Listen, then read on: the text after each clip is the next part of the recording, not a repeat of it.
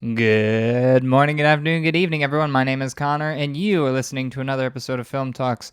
Once again, we got a shiny, sunny day. I got a new haircut. I'm getting ready for the day, and I was like, let's just pump out another episode for you guys. So, three things we're going to be talking about. First thing, we're going to be talking about the disrespect to main characters in movies, and how, whenever you have like an ensemble, think Harry Potter, Lord of the Rings, um, people always try to say, oh, well, this character was actually the hero of the story, not the main guy. No, no, Frodo isn't the hero, it's Sam. So we're going to talk a little bit about that. And then I'm going to talk to you about the top two movies of 2021 and the bottom two movies of 2021 of the ones that I've seen. We're a little past the halfway point for the year, and so we might as well, figure out, which ones are bad, which ones are good. And then for what I'm watching, we're going to be talking about the movie Labyrinth. So, with that, let's get into it.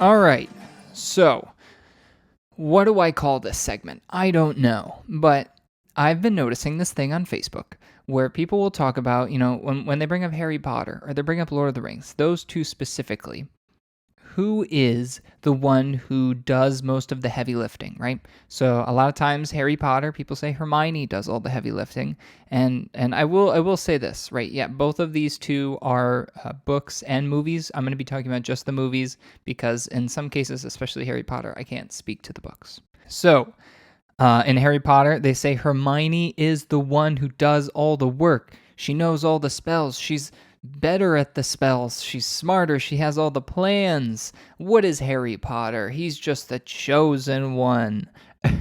And then Lord of the Rings, who is Frodo? Frodo's just the guy who he just carries a ring, and he's a little bit of a butt about it, right? He's always complaining. He's struggling. He even gives in to the power of the ring at the end of the movie. What does Sam do? Sam is always there. He's by Frodo's side all the time, except when he's not. But even when he's not, he comes back with a fury and he saves Frodo. All of these points have some semblance of merit, okay? I'm not going to just completely discredit it. However, I think there's some blaspheming going on right here, okay? Frodo is very important to the story, and I feel like it shouldn't need to be said. I feel like it's super obvious what he did for the story. I think what's going on is, people are just, I don't know, maybe they're trying to be different. They're trying to read into the story and be like, okay, so this is the obvious answer, but like, what's the high honor roll, those super smart kids who are trying to overthink everything. That was funny story, unrelated. That was my thing with the SAT that I thought was very funny, was when I was in SAT prep in high school, I was with all these other kids who were in like higher levels of math than me, and it was kind of funny sometimes because they'd come to me and like I'm not in any way smart with math, especially, but the way I did math was so much simpler than them because they were doing like trigonometry and calculus and all this stuff, and I was over here like, okay, so I just took algebra, so this is this and blah blah blah, and they'd be like going at it from a trigonometry kind of mindset, and they'd be like, I don't understand this. There's too many variables. I'm like, oh well, no, there's not. There's two numbers, and you just do this and this. And be like, whoa. So like, I think in this instance, there are some people that are trying to overthink it a little bit. Everyone in these stories has a purpose, and without them, the story would fall apart. And I think that's a show of, hey, these stories were well crafted. Because if you have a character who's meaningless, then that's on the author, that's on the director, the creator. And they failed in some way in the story because everything's supposed to have meaning, or else why is it there? Hermione is that smart one who's there to kind of help them out whenever they can't think of what to do. I think Ron is kind of a stabling force for the trio, right? He, like, nobody's saying like, hey, especially in the movies, that he's like the guy who's super smart. But he's the one who kind of helps build that team atmosphere. I don't think with Harry and Hermione, I don't think there would be that level of relationship without Ron. So that's what I would say he brings to the trio in the movies. And then Harry is Harry. Like, to say that Hermione is more important than Harry, I really think you got to admit it's a little just like you're just overthinking it a little bit. Harry Potter is the chosen one. Harry Potter can fight Voldemort. Hermione could not fight Voldemort. Like, it wouldn't work. Like, you could say, oh, well, it's only because of circumstances, and if the circumstances were the same, then Hermione would be able to beat Voldemort. But, like, obviously, but, like, this is the story. So, within the context of the story, Harry is the important one. Without Harry, everybody would die or become enslaved. I don't really remember what Voldemort's whole plan was. Does he ever like talk about that? Like maybe in the books or something? Like I know he wants to like kill the mudbloods or whatever and like enslave the non-magic folk. Is that the plan? And how is he going to do it? I'm just thinking about this now. Is Voldemort supposed to be like Hitler? Like he's supposed to be like the magical Hitler? Anyone who knows Harry Potter, please answer that, because that's a thought that just came to my head and I'm like, that's kind of crazy actually. So maybe like because nobody really knows what Hitler would have done because he didn't win. So maybe it's the same case. Like nobody really knows how Voldemort would have done it because, you know, he wasn't successful.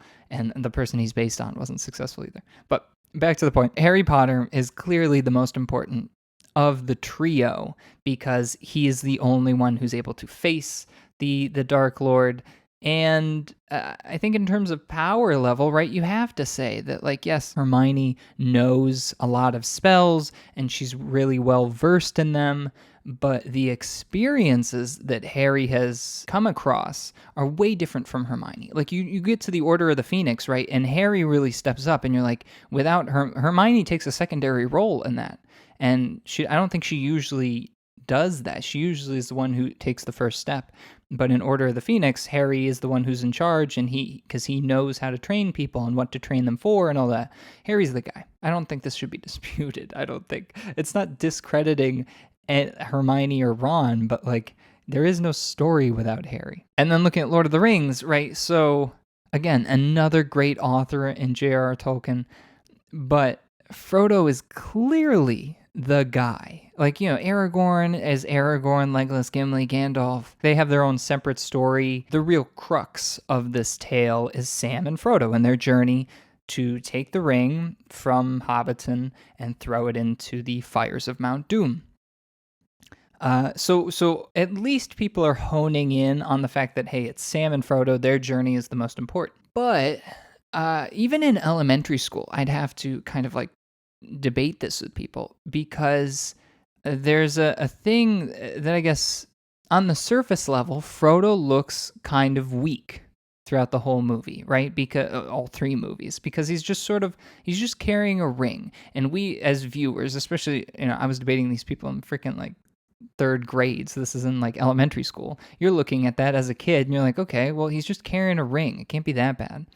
Frodo is enduring. Frodo is going through this immense struggle that no one else wants, right? Like, think about this. He offered it to Gandalf. Gandalf said no. He offered it to Galadriel. Galadriel said no. So these two immensely powerful individuals refused to take on this quest, but Frodo did it. And he was successful. Like even if he gave in at the end, he was successful. The amount of time that he had that ring and he resisted it for that long is way more impressive than taking down an Oliphant with Legolas or defending Helm's Deep or fighting Shelob. Like, he is fighting the literal definition of temptation and winning. And even with Sam, like when Sam has the ring in his possession for a couple minutes or hours, however you want to say it. Yeah, for a little bit of time, he has the ring. And even in that small amount of time, he feels the pull of the ring and kind of gives into it, right? Because if you remember when he saves Frodo from the tower and, like, you know, all these orcs, they kind of are fighting over him and all that stuff. And Sam comes up and Frodo's like, where's the ring? And Sam's like, I have it right here. And he holds it out in front of him and he kind of gets entranced by it. and he stares at it before Frodo snatches it out of his hand. I think it's a really cool thing that they did by showing the weight of the ring, right? So it's not just a metaphorical weight, but it's a literal weight. Like it's scarring Frodo's neck because it's just so heavy. And so it's not just a mental burden, but physical as well, where he can't even, it's hard to walk. His thoughts are constantly being bombarded. Sam is a great character, right? We all want to be Sam, but we want to be Sam because we can't be Frodo. And I think that's a thing that very few people think about, where it's just like, yes, Sam's a great friend. You want friends like Sam who are there, who are willing to fight for you, even when you screw up. Even at the end of the movie, when Frodo gives in, Sam's heartbroken because, that's his friend. And even in giving into temptation, he's just like, he's still my friend, and I'm just heartbroken. To be Frodo, you have to be able to take on that pain, that journey, that temptation, all of it, and win. And yes, does Frodo give in at the end? Heck yeah, he does. I don't think there's any doubt. If Gollum hadn't bitten off the finger, Frodo would have become Gollum. But that's not how it went, right? That's not the story. So Frodo is the guy. And I don't think anyone else could have been Frodo. Therefore, he is the most important. So, that's all I have to say. Frodo, Harry Potter, let's stop talking trash about these two characters. They are the most important in their franchises. Not discrediting any of the other characters, but those are the two mains. So let's talk about the top 2 movies of 2021 and the bottom 2 movies of 2021 so far, right? We're not at the end of the year, so maybe I'll do it at the end of the year, but I tried making a list of the movies that I've seen, and I've seen quite a bit. Like I thought with COVID and all that stuff, that not a lot of movies have come out, but a good amount have graced our screens. So, like we had Jungle Cruise, The Green Knight, Suicide Squad, Space Jam, Black Widow, Luca, Army of the Dead, Mortal Kombat, The Little Things, The Conjuring 3, Godzilla vs. Kong, and Coming to America. I'm sure there's a lot more, but those are the ones that I can remember and the ones that I've seen. So we're going to talk about those. So let's start with one of my top 2 favorite movies of 2021. I'm gonna say top 2. One of my favorites is Jungle Cruise. I'm gonna say number 2, Jungle Cruise. It was really fun. It brought me back to those Mummy days, Pirates of the Caribbean. It's one of the few where I was like, okay, Dwayne Johnson, you get a pass. This is kind of fun. Emily Blunt, I don't think there's very many movies I don't like with her in it. The new Mary Poppins movie, I wasn't a big fan, but Emily Blunt kills it in most of her movies, and in this movie as well. She's great. Jungle Cruise, wonderful movie, family friendly, fun plot, and brings back the adventure films that we have not been able to see in a while. I mean, I guess they've tried, but just haven't been very successful with. So Jungle Cruise, super fun. Top 2, definitely. Bottom 2. Okay, so I feel like there's more bottoms than top movies in this year. But one of my bottoms, I'm gonna say,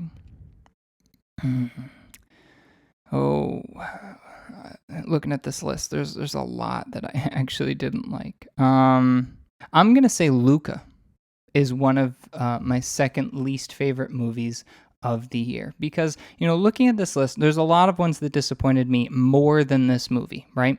But Luca worries me because it's a Pixar movie. Okay, maybe I'm saying worry like, this is like like I have someone who's a drug addict and I'm like, this really worries me. No. But I'm getting a little nervous when it comes to Pixar, right? We haven't had a big Pixar movie that's really gotten to me lately. Inside Out was maybe the last Pixar movie that kind of resonated and I think was super impactful. I know they had Soul. Soul didn't really do it for me. They also had that one with Chris Pratt and Tom Holland where they're like goblins in fantasy world and they're trying to like save their dad who's like floating pants. I don't remember what that one. Onward. I think that one was called Onward. when they came out with Luca, it was just kind of underwhelmed. It wasn't a bad movie in any way. The animation's great, the story is fine. It was just sort of small and kind of meh.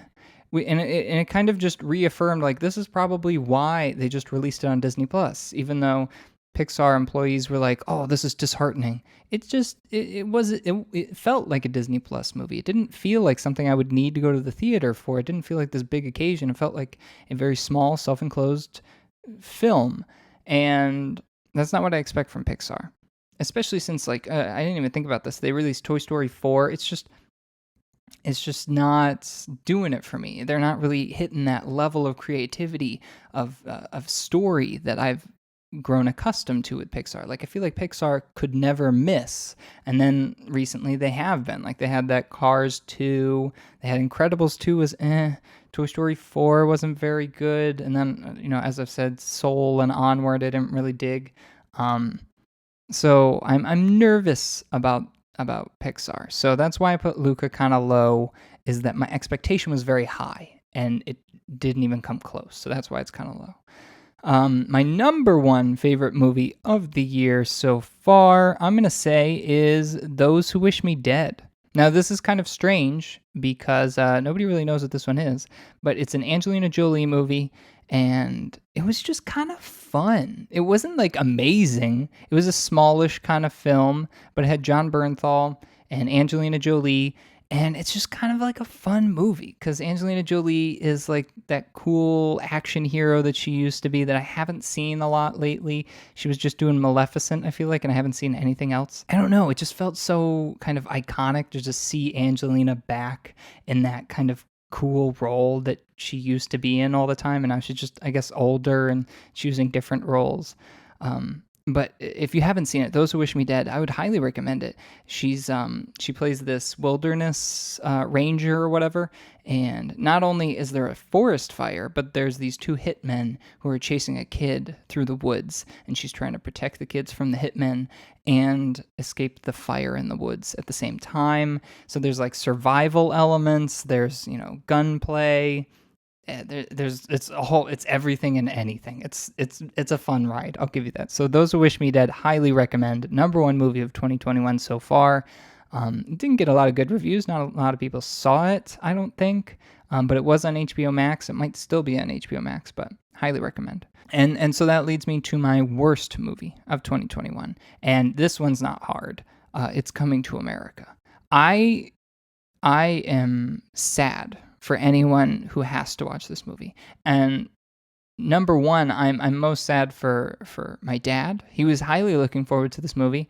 I don't remember what he thought about this, but me and my mom honestly wanted to turn it off at a certain point because not only is it just the jokes don't age very well, which is kind of weird because it just came out. So like the fact that the jokes didn't age well and it's only been a couple months, it just tells me it's bad jokes.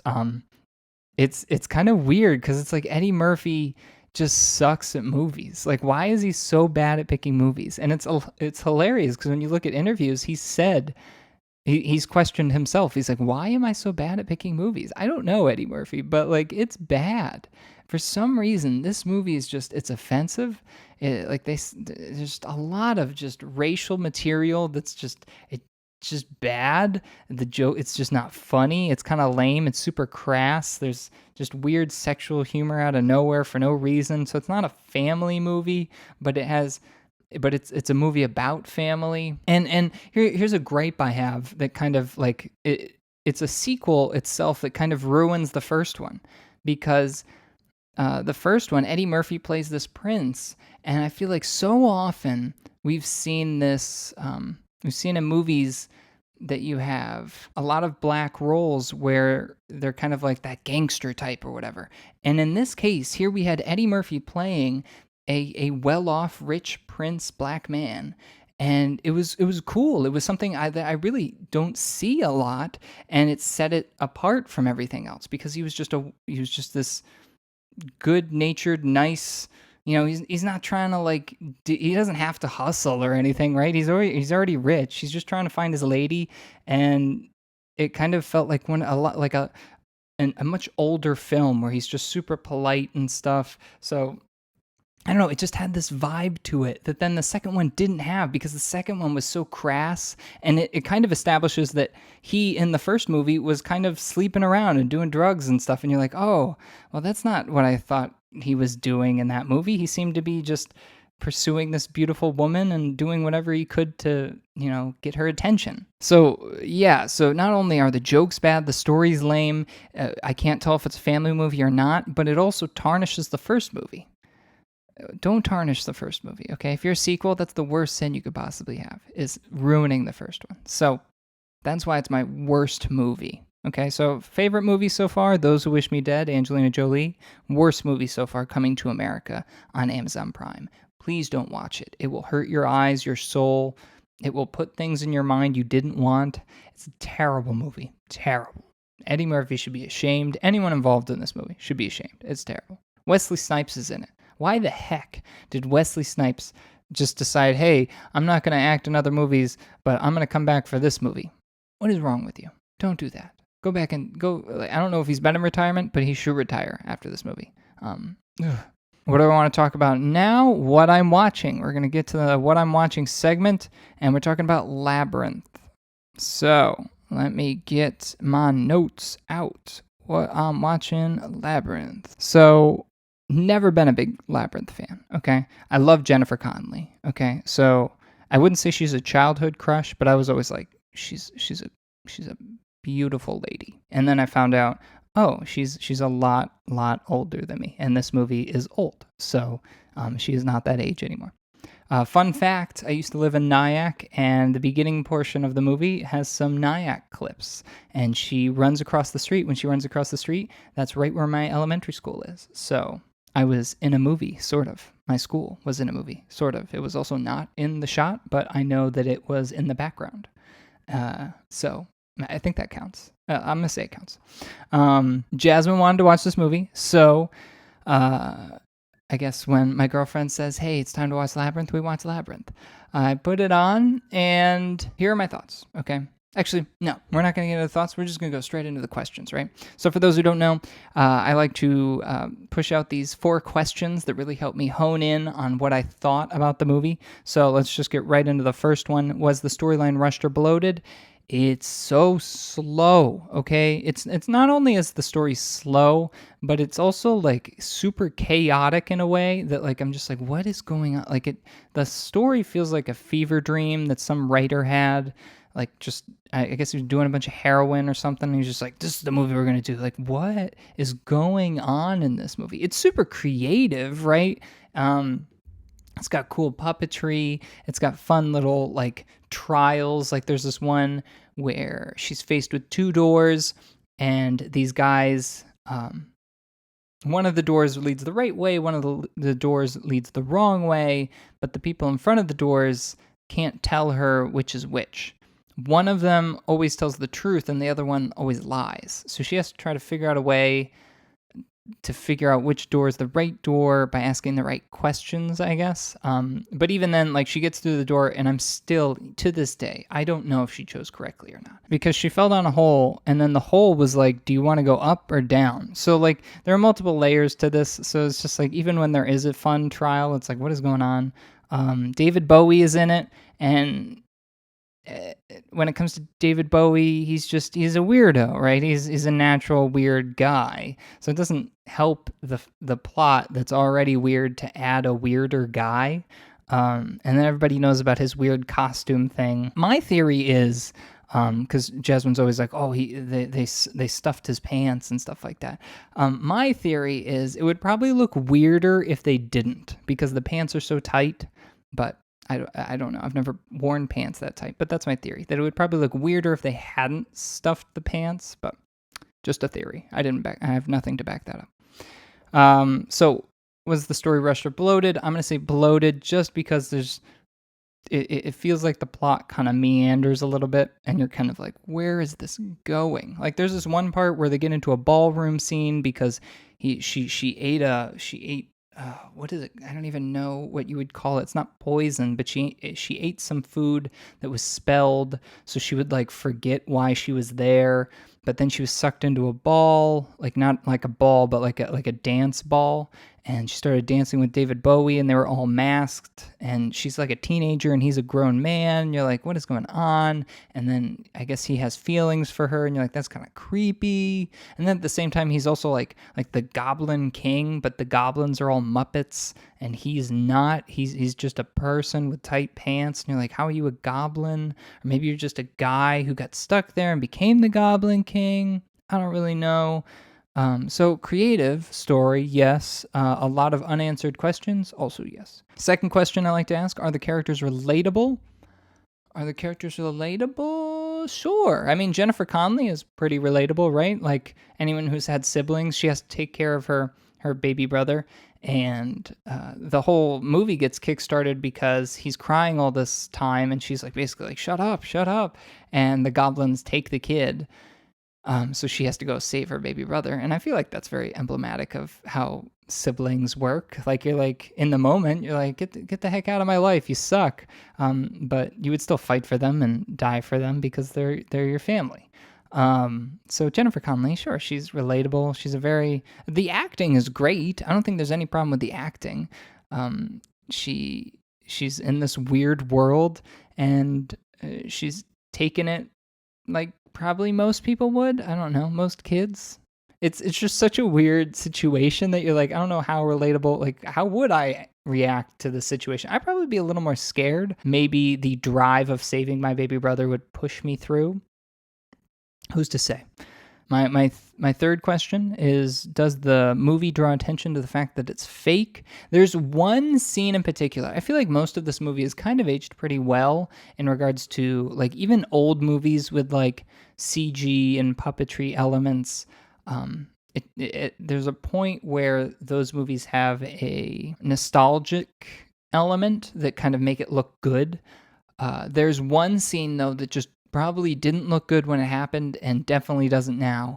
I don't know the title of it, but if you've seen Labyrinth, there's this part where there's this really bad song and there's these fire demon guys and they're taking off their heads and their body parts and they're throwing them around. It's a terrible part of the movie because you're like, that part actually had no purpose. It's just a singing number, and there's like weird like blue screen elements in the background or whatever, so like the background's fake, so like real Jennifer Connelly and these puppets are on a fake background, and then the puppets are just throwing their heads in the air and stuff, and then it gets really freaking dark because then they're trying to like catch her and take her head off, and you're like, whoa, that's not what I want to see in a kids movie. So there are elements where it kind of takes you out of it, but I think a lot of it has aged really well, kind of because of the puppetry, the costumes, the puppetry, the set design. It's all really cool, ingenious, creative, and aged in a very nostalgic kind of way. And then my fourth question is, do I like the characters or the story enough to rewatch this movie? End of the day, probably no. It's not my favorite, but I have rewatched it. So like yes and no. If I really had to like give you an answer, sure, I'd rewatch it. I don't have a problem with it. It's fun and it's cool to look at. I like looking at Labyrinth because there's just so many interesting ideas that they've kind of just thrown in. That's kind of similar to The Princess Bride in the way that like the fantasy of that is, it's not hokey, right? It walks this thin line of hokiness and like high fantasy, I guess. Like we're like Princess Bride, where they walk into the the woods with the giant rats, and then they fall into the sand, quicksand thing, and then he gets taken to the pit of despair and all that stuff. So like you have similar elements to that to Labyrinth, where Labyrinth you have this what do they call it? Like the water of never-ending stench, or the lake of something like that. Like there's this water that just always smells bad. You can't touch it, or else you'll always smell bad. And you're like, oh, and then there's this one part where there's just a never-ending trash field that can also, in a way, through magic, like teleport you into places or whatever, or not teleport you, but like they built a room inside the trash heap that looked pristine. I don't really know how to explain it. I could probably throw up a picture of it on YouTube. But there's cool fantasy elements of this movie that would make me want to rewatch it. The songs are okay. I'm not over here like singing them all the time. I'm not a huge fan of them. Jennifer Connelly, I'll watch any day. David Bowie, I don't mind. I really like him in The Prestige. One of my favorite movies ever. So yeah, I would rewatch it. How about that? I'll rewatch it. It's not a terrible movie. Of course, I recommend it. Most people have probably seen it by now. It's Labyrinth. Who hasn't seen Labyrinth? It's pretty iconic, even if it's not like the most amazing movie ever. I think the creativeness of the story is what kind of gave it its name. Again, I feel like if you think too much about the plot, you're like, what the heck is going on in this movie? Like why does he want the kid again? I don't really know. Why is David Bowie in love with Jennifer Connelly? I don't know. Why does she have this book that can summon goblins? And does anybody else have this book? And is the same problem happening to them? How does the world even kind of work? Like, it just seems like everything in that world was made around Jennifer Connelly. I don't know. Maybe I'm overthinking it, and maybe I just missed something super important, and everybody's gonna be like, "Oh, this is what you're missing. You're crazy. You're dumb. You're missing the point of the movie." Sorry about that. So, do I recommend this movie? Sure, watch it. It's semi family friendly, I guess, if you don't mind the David Bowie pants. So that's all I got for this week. Thank you all for tuning in. Thanks for sticking through my rambling. It's always fun talking to you guys. Check me out, Film.Talks Official on Instagram and Facebook. I always post on Saturdays to tell you when my new videos are posted. You can also check me out on my YouTube channel, Film Talks, or you can find me on Spotify, Google, Amazon, Apple Podcasts, and you can find me in audio format on there. So, thank you all for listening. Thank you all for watching. Hope you all have a great week. So long.